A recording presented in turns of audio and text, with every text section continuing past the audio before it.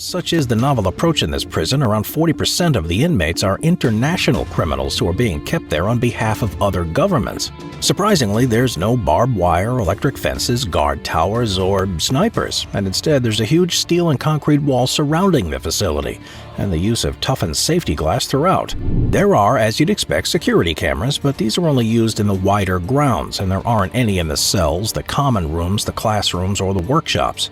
Split into 3 cell blocks, each prisoner has their own 110 square foot or 10 square meter cell that has a TV, a desk, a mini fridge. Good, man. It's your boy E.I. the King, and this is the Incarceration Podcast, where I talk about prison, pre, post, and present, how everything that I experienced throughout my incarceration has forever changed my life. This is the Incarceration. All right, good afternoon. This is State of Florida versus Stephen Testo with multiple cases before the court. Forever Convict family, listen, we are on a journey to 50,000 subs. We are over halfway there. So if you have not yet subscribed, please go ahead and do so. Share this channel with anybody who enjoys prison content. And if you don't know my story, I've done over 12 years in prison. And all throughout my incarceration on this channel, I share the crazy, funny, goofy, weird prison stories, as well as interviewing other convicts and sharing their stories as well. But most importantly, we highlight the redemptive stories of convicts coming home, leaving their past lifestyle of crime, and now living successfully. And what's good is your boy E.I. the King, and today we're doing a reaction video to something different. Rather than the world's dangerous prisons or riots or some crazy stuff, because that's normally what we kind of do when it comes to the reaction videos. Today we are looking at the world's most luxurious prisons. So I'm excited. This is probably going to be pretty interesting. And just go ahead and check it out, dog. Halden Prison, Norway. Located in the small town of Halden in Norway, Halden Prison is a maximum security facility. But you wouldn't know it. It opened in April of 2010 with a capacity of up to 252 inmates, the majority of whom have been convicted of the most serious crimes, such as murderers and terrorists. Furthermore, such is the novel approach in this prison, around 40% of the inmates are international criminals who are being kept there on behalf of other governments.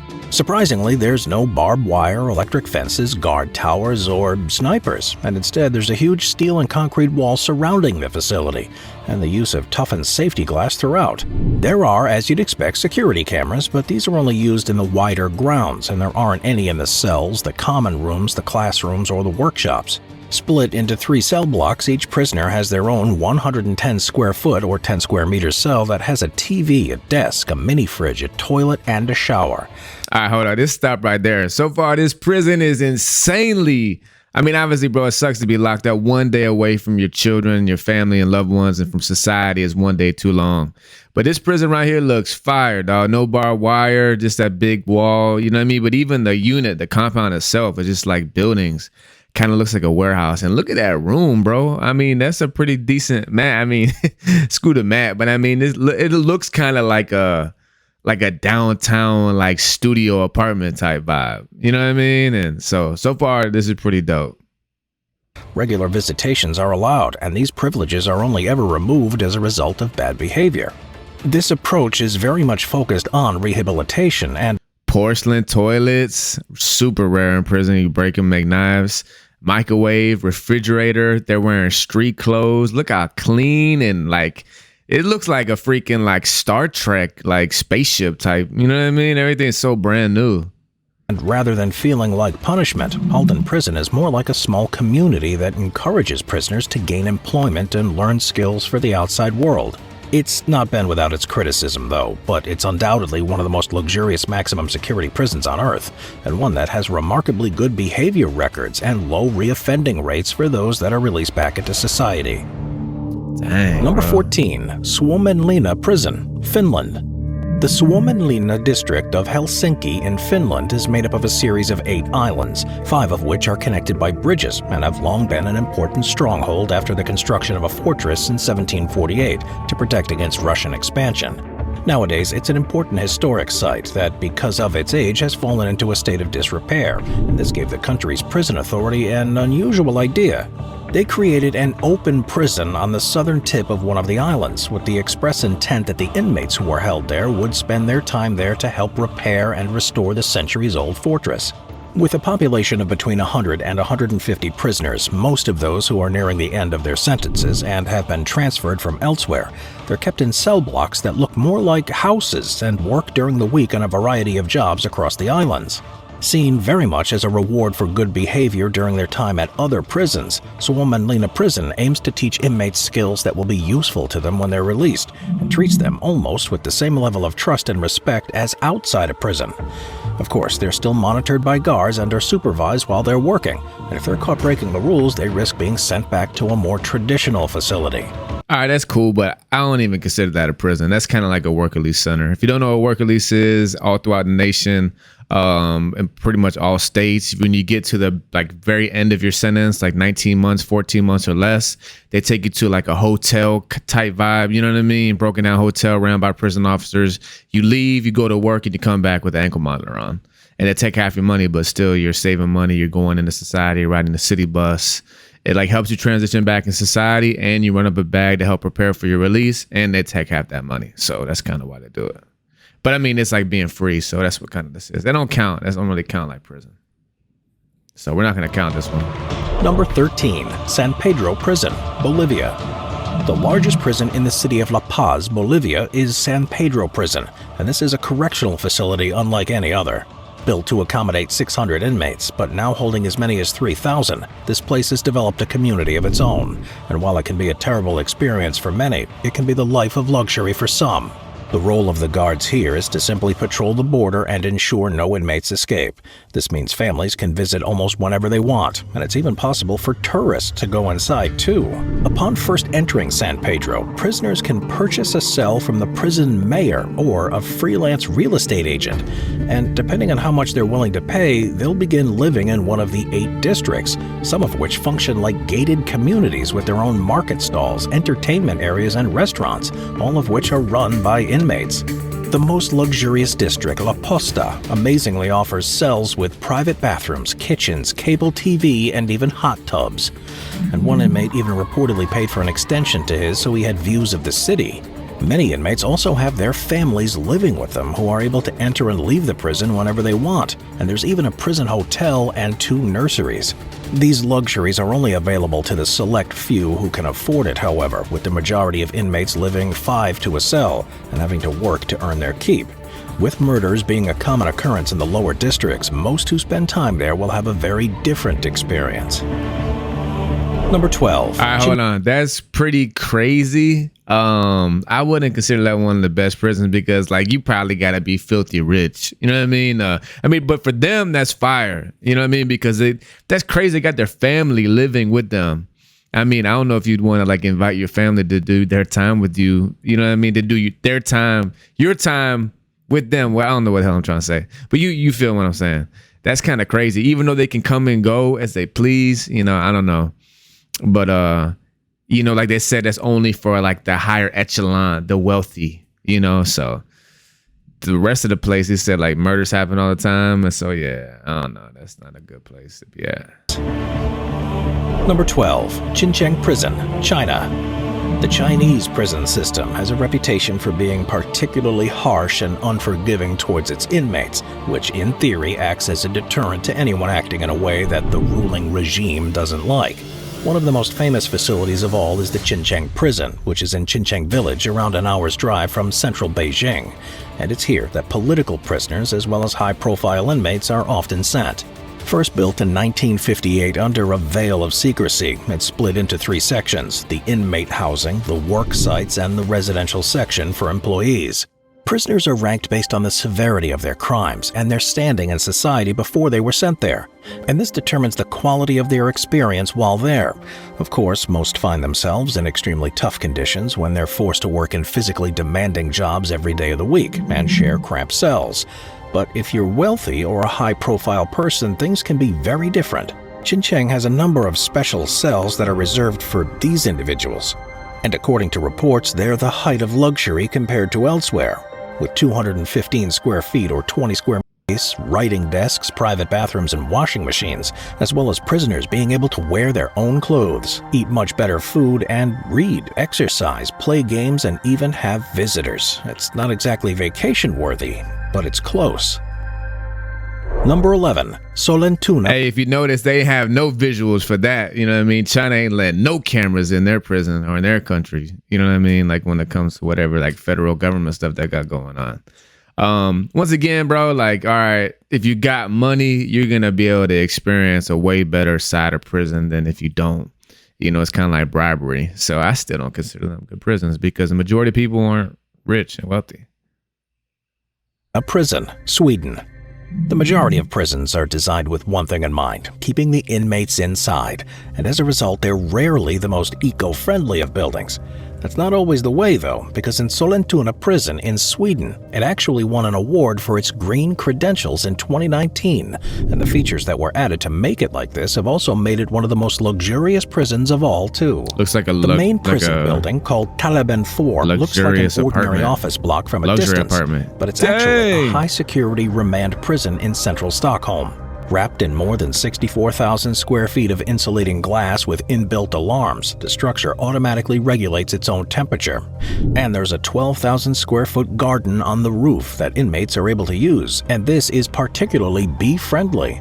With various other initiatives too, such as underground tunnels and the courthouse to remove the need for vehicular transport, the prisoners benefit as well, with private rooms that feature comfortable beds and ensuite bathrooms, a fully equipped gym, and plenty of recreational space. With fresher air, comfortable temperatures, and a sense of openness and well-being throughout, it's seen as a blueprint for future prisons in the country. And because of how it uses far less energy than a conventional facility, it's far cheaper to operate as well. That's fire. I mean, I honestly don't really care about the whole eco-friendly thing. I mean, hooray, that's cool. You know what I mean? But once again, too, you see they don't got no camera access, just like pictures. But I mean, that place looked nice. Looked like a luxury apartment, you know, so that was dope. Definitely a dope spot. Number 10, Justice Centre Leoben, Australia. First opened in 2004 in the city of Leoben, Austria, the Justice Center has 2 inscriptions from the International Covenant on Civil and Political Rights on the perimeter, and everything about the prison aims to live up to those ideals. It's got a maximum capacity of 205 inmates and only accepts non-violent offenders with shorter sentences. So rather than being about punishment, its main focus is on equipping them with the skills needed to successfully re-enter society and hopefully never re-offend again. Regular courses are run on a wide range of subjects, making it almost seem like a community college, and each inmate has their own private cell with a bathroom, a television, and access to a kitchen so they can prepare food for themselves. There's also a large recreational area that features an outdoor gym and a basketball court, along with social spaces, and further outdoor areas that are accessible during the day so inmates don't feel caged.